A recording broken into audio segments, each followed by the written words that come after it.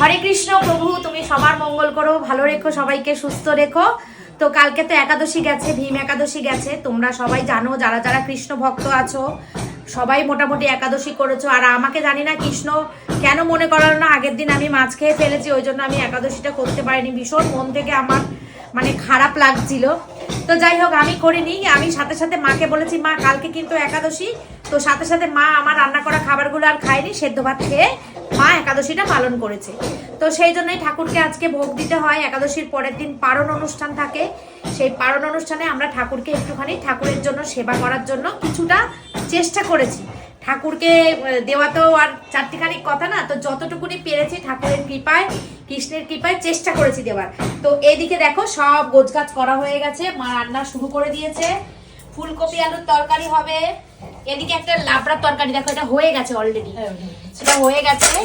ও এটার মধ্যে জল আছে, আচ্ছা অন্যের ভাত জল ইয়ে করা আছে। ওটা টমেটোর চাটনি হবে, ওখানে নানা রকম ভাজা ভুজি, হলুদ নুন মাখানো আছে, আর ফুলকপি ভাজা হবে, সিম ভাজা হবে, তাই তো। আর বসে গেছে অলরেডি পায়েস, বসে গেছে অলরেডি পায়েস। আর এইখানে এত চাকে কে খাবো মিস্ত্রিদের। ও পায়েসটা দিয়ে খুব সুন্দর গন্ধ বেরিয়েছে, দারুণ সুন্দর গন্ধ বেরিয়েছে। ঠাকুরকে নিবেদন করা হবে। এখানে আছে আলু ভাজা। এত আলু কি ভাজার জন্য মা? সব আলু ভাজা, তাই তো? হ্যাঁ লাগবে। আলু ভাজা হবে। আর এখানে যে একসঙ্গে সব কেটে কুটে গুছিয়ে নিয়েছে, এটাই ভালো হয়েছে। জিরের গুঁড়ো, লঙ্কার গুঁড়ো, নুন সব একসঙ্গে গুছিয়ে গাছিয়ে নিয়েছে। তো আজকে আমাদের বাড়িতে খুব সুন্দর, আজকে আমাদের বাড়িতে খুব সুন্দর আয়োজন।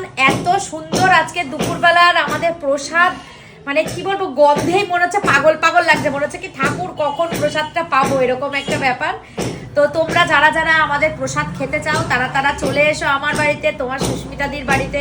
তোমরা তো আমাকে অনেক অনেক অনেক ভালোবাসো, ভালোবাসো আবার মন্দও বাসো, অনেক আছো।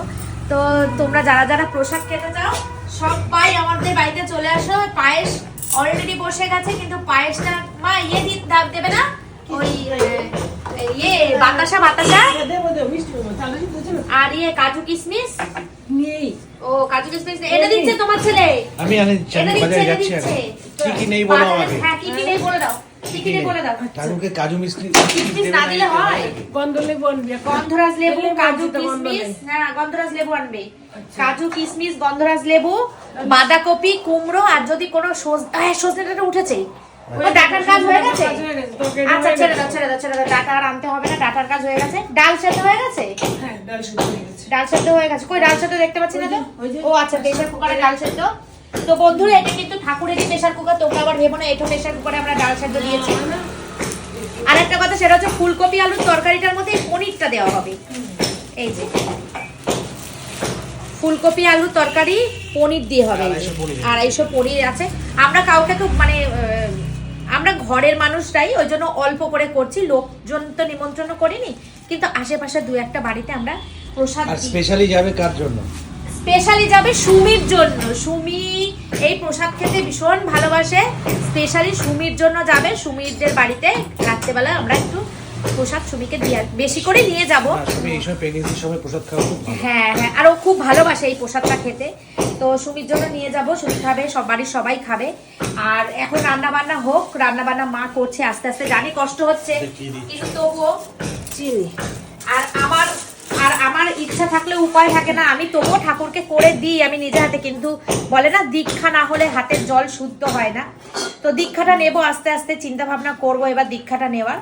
ঠিক আছে, তো চলো মাই রান্না করে দিক। গোছগাছ কালকে রাত্রেবেলা মাই করে রেখেছিল, এখনই রান্না বান্না করে নিক, পরে তোমাদেরকে সব কিছু ভালো করে রান্নার ঠাকুর হয়ে যা মানে ভোগ দেওয়ার পর ভোগটা দর্শন করাবো। জানো তো বন্ধুরা, ভোগ দর্শনে দুর্ভোগ কাটে। চলো টাটা।